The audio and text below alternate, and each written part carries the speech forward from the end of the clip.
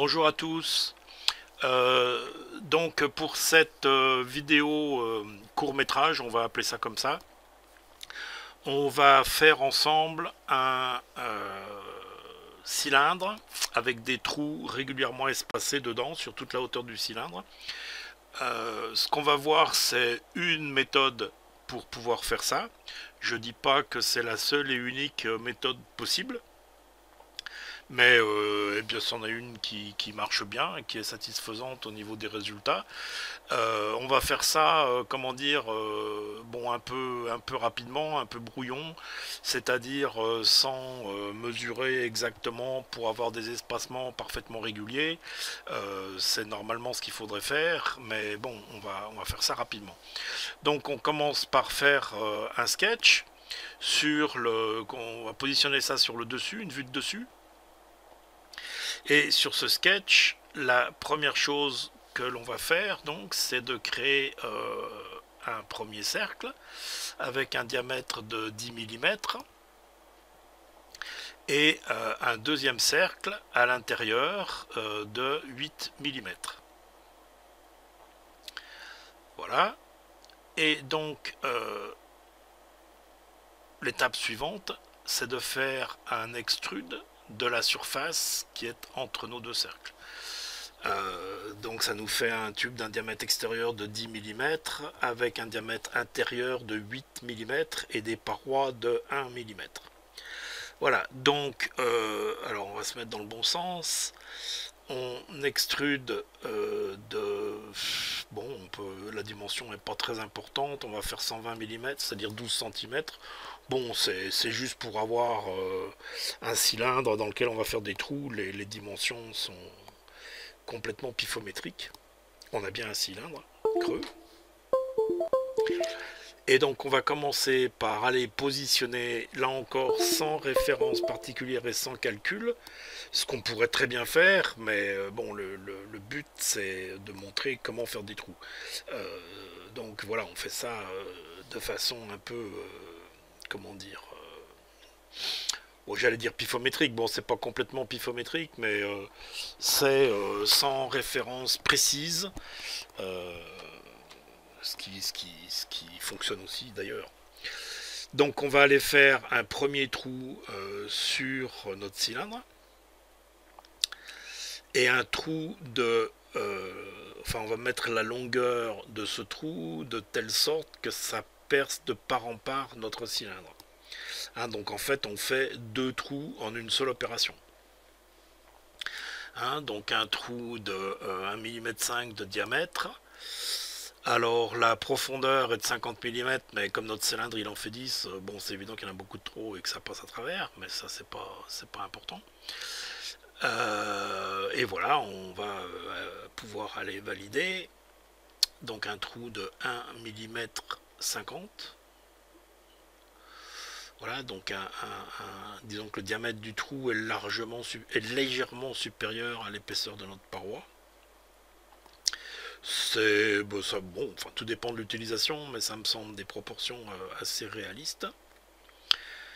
On va maintenant aller faire un pattern circulaire, et ce que l'on va dupliquer par le biais de ce pattern, c'est en fait une fonction. Et la fonction, eh ben, c'est le trou qu'on vient de faire.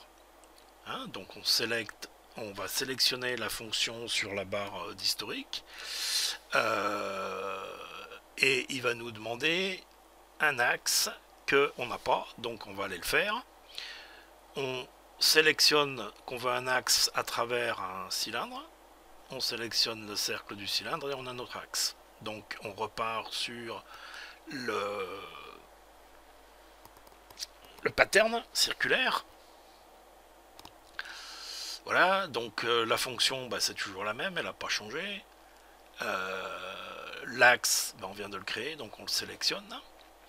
Et par défaut, si je ne me trompe pas, il va nous mettre une quantité de 3. Donc là, bah, faut ajuster un petit peu en fonction bon, de ce qui paraît raisonnable comme espacement, parce que si c'est trop près les uns des autres, on va fragiliser notre tube de façon terrible. Et si c'est trop éloigné, ben, on n'a pas beaucoup de trous. Donc là j'ai mis 9, c'est trop, 7 c'est encore trop visiblement. 5 ça paraît raisonnable. Alors c'est 5 trous sur 180 degrés, puisqu'on on a fait un trou qui fait de part en part. Donc en fait, c'est sur la moitié de la circonférence. Notre quantité correspond à la moitié de la circonférence. Donc au total, ça nous fera 10 trous sur l'ensemble des 360 degrés.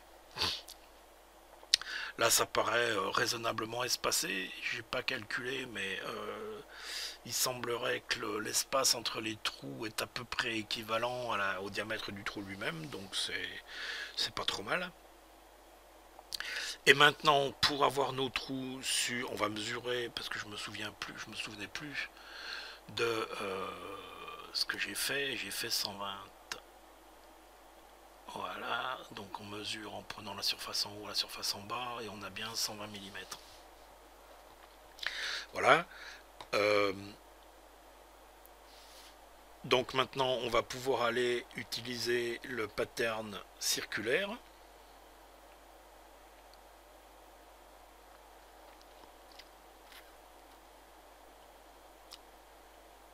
Pardon. Le pattern rectangulaire. Circulaire, on vient de le faire. On va faire un pattern rectangulaire, même si en fait on n'est intéressé que par une seule dimension et pas par deux. Hein.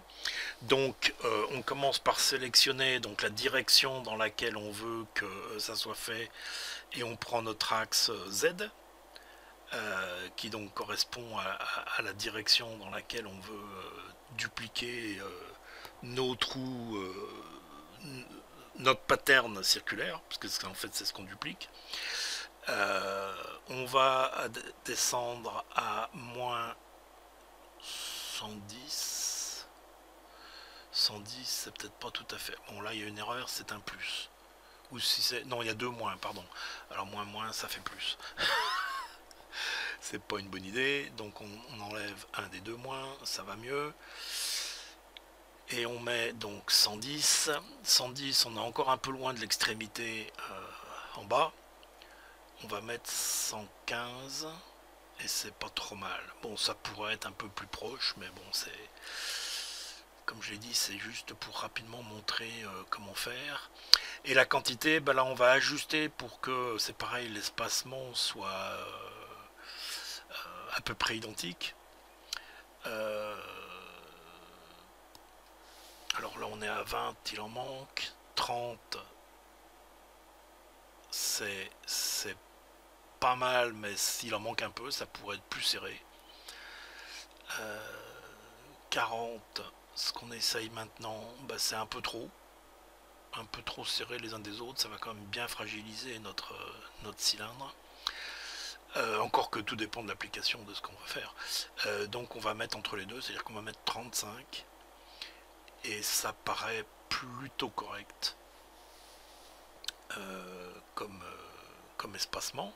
Alors pour l'autre dimension, bon, le défaut est à 3, on le laisse, et la distance est à 0. Eh ben on garde la distance à 0, comme ça, pratiquement, on ne fait une duplication que sur une dimension, que sur un axe, hein, donc notre axe Z. On n'a pas besoin de X ou de Y.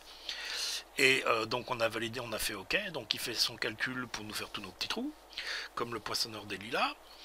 Et voilà, on a notre cylindre avec tous nos trous régulièrement espacés, et vous voyez que ce sont des opérations assez simples qui ne prennent pas très longtemps à faire.